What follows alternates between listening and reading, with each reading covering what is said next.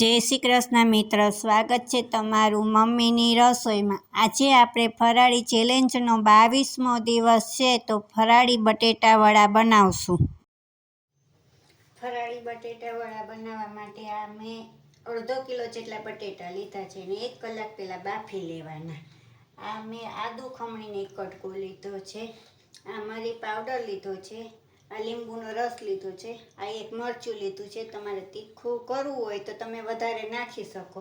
આ કિસમિસ લીધી છે, થોડીક 8 થી 10 દાણા, આ માંડવીના બીનો ભૂકો લીધો છે, આ સિંગોડાનો લોટ લીધો છે, આ કાજુ 4-5 સુધારીને લીધા છે ને આ કોથમીર લીધી છે।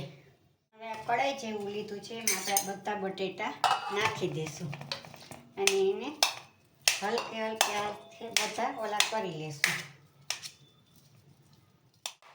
જો હવે થઈ ગયું છે। હવે એમાં બધા આપણે મસાલા નાખશું। આ સિંગદાણાનો શેકેલો ભૂકો કર્યો તો એ નાખશું, પછી આદુ ખમણું તો એ નાખી દઈશું આપણે, આ કાળા મરીનો પાવડર નાખશું, આ કાજુ નાખશું,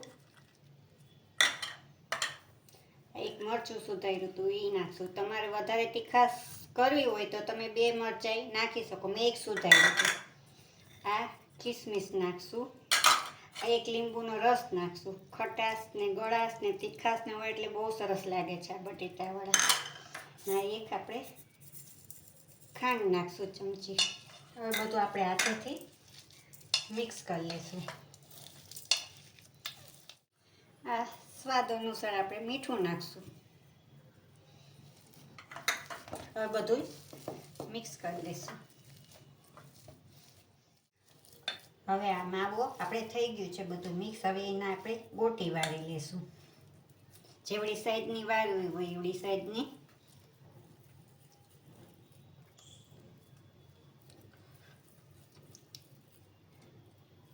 મેં જો અહીં મીડિયમ સાઈઝની વાળી છે, લીંબુ જેવડી। તમારે એનાથી નાની વાળવી, મોટી વાળવી, જેવી વાળવી હોય એવી તમે વાળી શકો છો। આ બધા બટેટાવાળા આપણે વાળી લીધા છે। હવે એના આપણે બેટર બનાવશું। હવે આપણે આ એક બાઉલ મોટું લીધું છે, એમાં બધો આપણે આ સિંગોડાનો લોટ નાખી દઈશું। તમે સિંગોડાની જગ્યાએ તમે રાજગરાનો લોટ લઈ શકો, સિંગોડાનો ન હોય તો રાજગરાનો લોટ પણ લઈ શકો। આ જરા મરી પાવડર નાખી દઈશું, આ જરાક મીઠું નાખી દઈશું, કારણ કે આમાં જરાક જ નાખવાનું હોય। હવે આને આપણે પાણી નાખી ને હલાવશું। મેં અત્યારે 1/4 ગ્લાસ પાણી લીધું છે, તમારે જેટલું હું તમને કહીશ કેટલું મારે વપરાવામાં પાણી। આનું મીડિયમ આપણે ખીરાની જેમ બનાવવાનું હોય, આપણે કેમ ભજીયાનો બનાવીએ ખીરું, તો આવી રીતના આપણે રાખવાનું। મેં 1/4 ગ્લાસ પાણી લીધું હતું, અડધો ગ્લાસ જેટલું જોયું પાણી। આપણે નથી જાડું રાખવાનું કે નથી આછું રાખવાનું, આવી રીતના આપણું વરું ડૂબે એવી રીતના રાખવાનું છે। થઈ ગયું। હવે આપણે ચટણી બનાવી લઈશું। હવે ચટણી બનાવવા માટે આ મેં ઘરનું મોરું દહીં ઠંડુ લીધું છે। હવે એમાં થોડુંક શેકેલા સિંગદાણાનો ભૂકો નાખવાનો, પછી આ નિમક નાખવાનું થોડુંક, આ મરી પાવડર ને આ દળેલી ખાંડ। હવે એને આપણે મિક્સ કરી લેવાનું। આનો સ્વાદ મરીનો પાવડર નાખે છે એટલે દહીંનો સ્વાદ ચટણીનો બહુ સરસ આવે છે, આ દહીંની ચટણીનો। એને બટેટાવડા ખાવા સાથે બહુ મજા આવે છે। હવે ઉપરથી જરાક આપણે ધાણા છાંટી દઈશું।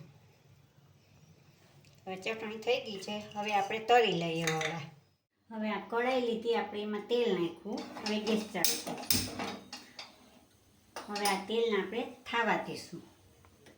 હવે આપણું તેલ થઈ ગયું છે, હવે આપણે આ એક એક બટેટું વળું આમાં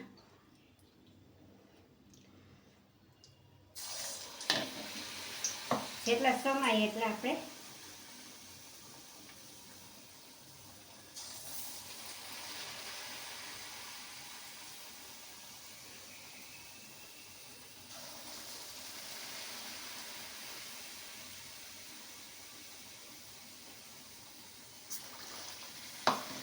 ચાર નાખ્યા અને 2 મિનિટ રહીને પછી આપણે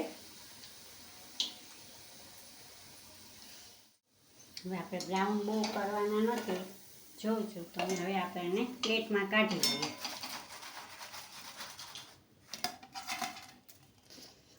હવે આપણા બધાય બટેટાવાળા બની ગયા છે.